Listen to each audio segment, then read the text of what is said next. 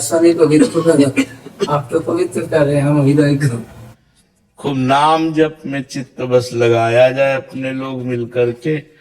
सब शास्त्रों का, सब संतों का जो अवगाहन हुआ, मिलन हुआ, उससे पता चला नाम जप ही सर्वोपरि है।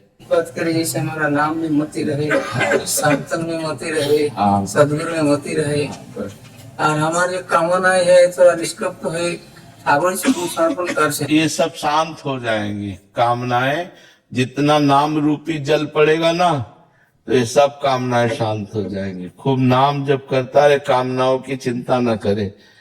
जैसे अंदर भूत भविष्य का चिंतन आता है, कामनाओं का चिंतन आता है, उसमें परेशान न हो।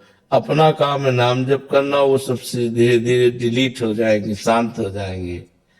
अभी से आशीर्वाद करें हमारा कामना जैसे इसको। हाँ बिल्कुल, ठाकुर जी चरण में हमारा मोती मन जीवन यापन करना। जितने कपड़े से काम चल जाए, जितने वस्तु से काम चल जाए, पर निरंतर भजन करना, सार बात भजन है। संग्रह परिग्रह से जितना बच सके उतना कृपा है। हमें क्या करना है, बॉक्स रख के हमें क्या करना है कि अगले साल ये लोई काम आएगी तो अगले साल ठाकुर दे देंगे। हमें जरूरत क्या है, जितने कपड़े से काम चल जाए और जितने भोजन से काम चल जाए उतना पेट में डाले। और वही बुद्धिमान जो एक एक मिनट भजन में अपना समय लगावे, वही परम चतुर जो संसार से अपने को बचा के प्रभु में अपने जीवन को लगा दे। नहीं तो ये सम्मान प्रतिष्ठा और सब दुनिया का बाजार लग जाती है, फिर वो भजन में चित्त नहीं लगता। इसलिए गुप्त रूप से अगला पगला बन करके भजन कर ले जाए तो बहुत जोर की बात होती है। नहीं, अपने को बुद्धिमान साबित ना करे, गंवार साबित करके अगर निकल जाए तो बहुत बड़ी बात है। बुद्धिमान साबित कर दिया तो संसार फंसा लेता है, पकड़ लेता है, और वो फिर पूजने लगता है, चेला बन जाते हैं। फिर हो गया भजन, भजन हो गया, जो एकांतिक भजन था वो सब खत्म हो जाता है। बस वही उन्हीं के आशीर्वाद, उन्हीं का पोषण। और कहाँ आए थे श्री कृष्ण को रिझाने, और कहाँ रिझाने लगे संसार को। सागर बढ़ते ही जाते हैं, सागर कामना तो सागर है, वो तो बढ़ता ही जाता है। इसीलिए धन्य है आप लोगों का जीवन। छुप के भजन करो, अपने को गुप्त रखो, संसार से दूरी बना के रखो। जितने से काम चल जाए उतना ले, और जितने से काम हमारा चल गया इसके बाद हमको नहीं लेना, चाहे जो कुछ भी हो। जैसे मान लो हम आपको दे रहे हैं और आपके पास है और आप नहीं लेना चाहते, तो उसकी प्रक्रिया होती, लिया हाथ में, माथे पे लगाया, बड़े दैन्यता से महाराज हमारे पास है, किसी और को दे देना। ऐसे प्रार्थना की जाती जिससे देने वाले को दुख ना हो। जैसे मान लो गृहस्थ कोई दे रहा है तो उससे तो इतने नहीं हमें नहीं चाहिए, लेकिन अगर विरक्त कोई दे रहा है तो हम पहले लेते हैं और उसे माथे में लगाया और फिर महाराज हाँ हमारे पास है, हाँ पैसा ऐसा। तो खूब भजन करो, बस प्रार्थना के अगला पगला बन करके। कोई पूछे भजन संबंधी बात तो बात ना बतावे। कोई पूछे तुमसे भगवान से भजन कैसे करना चाहिए, क्या नहीं करना, किसी और से पूछो जाए।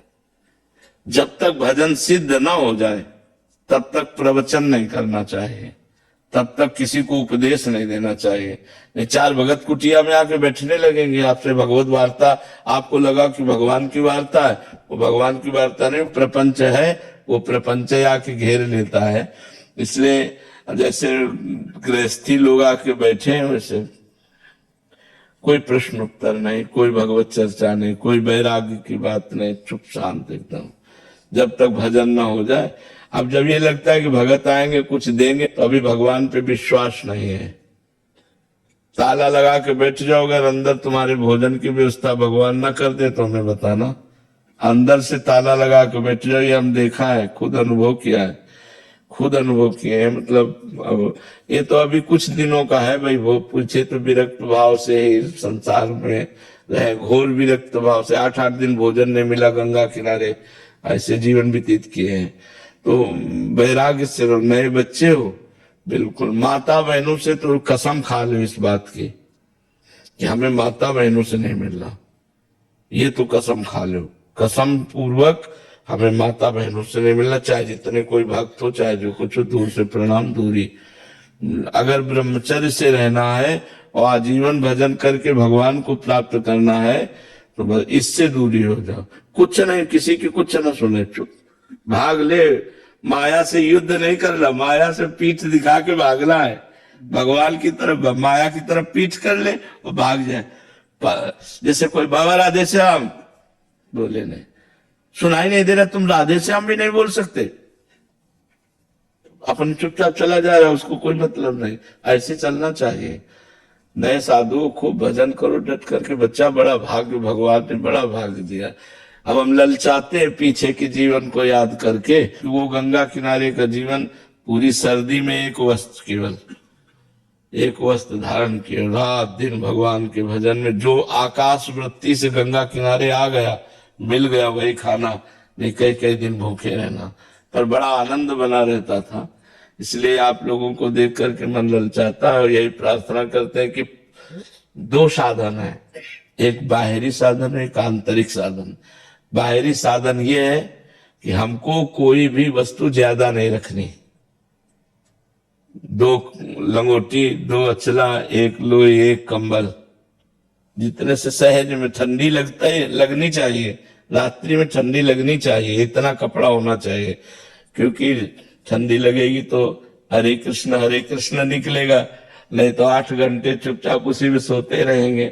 और आंतरिक साधन हर समय नाम जप, बाह्य साधन प्रतिग्रह शून्य और आंतरिक साधन भगवत चिंतन परायण। खूब भगवान का भजन करो। दंडवत संत, बड़ा सुख मिला आप संतों के दर्शन से। हाँ, भजन तो होता नहीं बाबा, ये तो आगे रहने के लिए, लेकिन ऐसा भजन जैसे होना चाहिए होता नहीं। ऐसे हमको भी लगता है कि अभी जितना भजन में पूर्ति तो कभी हो ही नहीं सकती, जितना भजन करोगे उतने।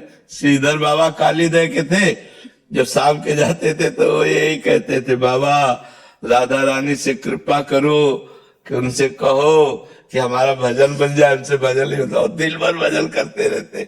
भजन का फल यही है कि हमें भजन में अतृप्ति, असंतोष पैदा हो जाए, हमें लगना ही नहीं चाहिए कि हम भजनानंदी है। हमारा ऐसा लगना चाहिए यार जीवन बेकार जा रहा है, जैसा भजन होना चाहिए वैसा भजन है नहीं, ऐसा लग